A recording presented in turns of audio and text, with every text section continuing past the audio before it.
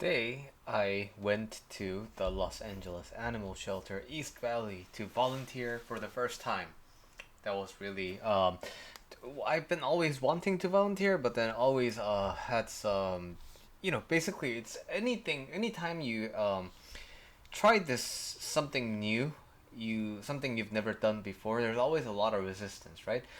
Just like my story with surfing, it took 5 years for me to decide to surf and then to actually go surfing. So anyway, volunteering is one of those things that was always on my mind, but then today really got to try it. And today was general shelter support. So started out by sweeping and mopping the floor of the general area, and then did some newspaper unfolding, which is basically used inside the kennels, and then when we have a lot of newspapers, then it helps with the because rabbits and cats, they like to use that for like some padding for the floor. And then after that, took out the trash, and then after that, did some dishes, and then after that, some other things. Basically, a lot of different things, and it was a very meaningful kind of a day because how often do we have the opportunity to do something so selfless? So I really want to invite you to do that in this video. I, like many other people, have been living a life that's just focused on myself, and everything I do for me. And if theoretically, when that's all good, right, then I have to be happy all the time, right? Um, because I'm making choices, I'm doing actions, and I'm making decisions based on will it benefit me or not. And then I don't really care about you know other people's and what my benefit means to them. That was my standard of benefit. And then, yeah, I have money. Yeah, I have shelter. Yeah, I have food. Yeah, I have all of those things. But then I still, like many other people, have days where I feel some kind of existential crisis, and am I doing enough? And all those kind of like void worries like that. And thankfully, with a lot of coaching and with a lot of like Buddhist intra inner reflections, I've come to understand that I cannot be living a life that's just isolated for me.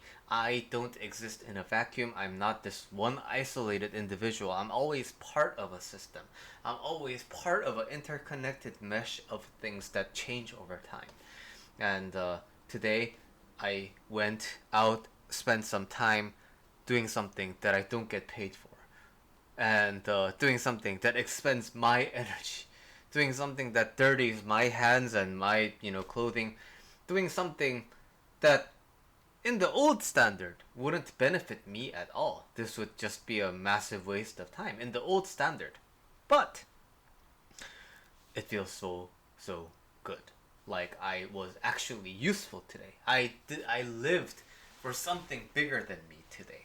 And this is a wonderful feeling that I got to vicariously know through other things in life, but volunteering was a very excellent way of experiencing this feeling again.